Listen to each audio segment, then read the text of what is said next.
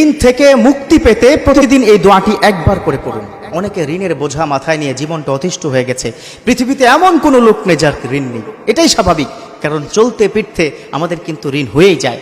আপনি আমি কেউ কিন্তু একেবারে সম্পূর্ণ স্বয়ং সম্পূর্ণ নয়, আমরা সবাই সবার প্রতি মুখাপেক্ষী। আপনি আমি যতই ইনকাম করি না কেন, কোনো না কোনো কারণে একটু ঋণের মধ্যে পড়েই যায়। অনেক সময় গ্রামের মানুষ আমাকে ফোন করে বলে, হুজুর প্রচণ্ড ঋণের মধ্যে কি পড়ে গেছি, ব্যবসায় লস হয়ে গেছে, এখন ঋণের বোঝা আর সহ্য করতে পারি না। অনেকে এমনও আছে ঋণের বোঝা সহ্য না করতে পারে আত্মহত্যার পথকে বেছে নেয়। নাউজুবিল্লাহ। সেই ঋণ মানুষকে কতটা কষ্টে রাখো চিন্তা করতে পারবেন না। আমি একটা হাদিস বলি আপনাদেরকে, খুব মনোযোগ দিয়ে শুনবেন। বিশ্বনবী সাল্লাল্লাহু আলাইহি ওয়াসাল্লামের পাশ দিয়ে একটা লাশ যাচ্ছে একজন ব্যক্তির, এবং আল্লাহ রাসূল সাল্লাল্লাহু আলাইহি ওয়াসাল্লামের কাছে এসে বললেন, ইয়া রাসূলুল্লাহ, এই লাশ আপনার সাহাবী, আল্লাহ রাসূলকে বলেছেন তার কি কোনো ঋণ আছে? খুব লক্ষ্য করবেন, তার কি কোনো ঋণ আছে? সবাই বললেন জানা হুজুর নেই।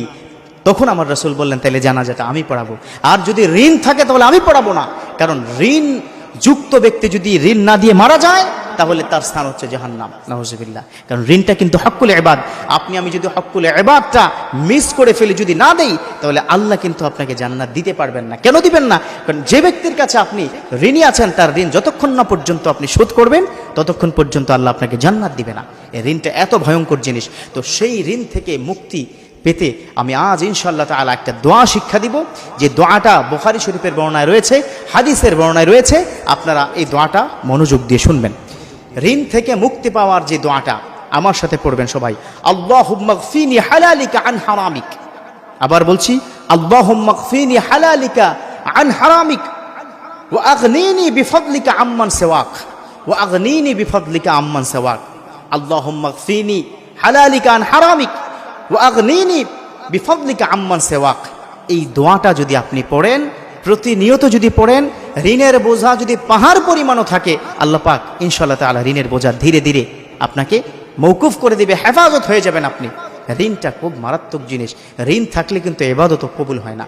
ঋণ থাকলে কিন্তু কোনো কিছুতে আপনি শান্তি পাবেন না। প্রতিনিয়ত ফোন আসে, এসে টাকার জন্য প্রেশার দেয়, আপনার ঘরে শান্তি নেই, বাইরে শান্তি নেই, স্ত্রী সন্তান আপনার কথাবার্তা শুনে না, আপনাকে আন্ডার এস্টিমেট করে সমাজের মানুষ।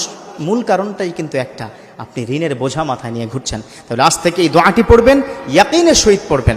ইয়াকিন এমন একটা জিনিস, ইয়াকিন যদি আপনি করেন পরিপূর্ণভাবে, তাহলে আল্লাহ পাক আপনাকে পরিপূর্ণভাবে কি দান করবেন। ইন্নামাল আমালু বিন্নিয়া ওয়া ইন্নামা লিইমরিন মা নাওয়া। এটা বুখারী শরীফের প্রথম হাদিস। আপনি নিয়ত যেটা করবেন যে আল্লাহ পাক আমাকে ঋণ মুক্ত করবে দোয়ার বিনিময়, আল্লাহ ঠিক তাই কিন্তু করবে। তবে দোয়া পড়ার আগে দুটো কাজ করবেন। এক নম্বর হচ্ছে তওবা পড়বেন, আস্তাগফিরুল্লাহ রাব্বি মিন কুল্লি যামবি ওয়া আতুবু ইলাইহি লা হাওলা ওয়ালা কুওয়াতা ইল্লা বিল্লাহিল আলিয়্যিল আযীম। এই তওবাটা পড়বেন। তারপর দুই নম্বর হচ্ছে দরুদ শরীফ পড়বেন। সকল ইবাদত কবুল হওয়ার জন্য দরুদ শরীফ কিন্তু একটা শর্ত। দরুদ শরীফ পড়বেন, ইস্তেগফার পড়বেন, এই দোয়াটা পড়বেন, এবং চোখের পানি ছেড়ে দিয়ে আল্লাহর কাছে বলবেন, আল্লাহ is ready to give you. আল্লাহ কিন্তু প্রস্তুত আছে আপনাকে ক্ষমা করার জন্য, আল্লাহ কিন্তু প্রস্তুত আছে আপনার ঋণ মুক্তি করার জন্য। ঋণ মুক্তি করবেন আল্লাহ, দোয়া করবেন, আপনি তাওয়াক্কুল করবেন আল্লাহর উপর। 100% শিওর, যদি শতভাগ তাওয়াক্কুল করে চোখের পানি ছেড়ে দিয়ে আল্লাহর কাছে পড়ে এই দোয়াটা পড়েন, আল্লাহ পাক আপনার দোয়া কবুল করবে, ঋণ মুক্ত করে দিবে। আল্লাহ আমাদের প্রত্যেককে শান্তিময় জীবনযাপন দান করুক, আমিন।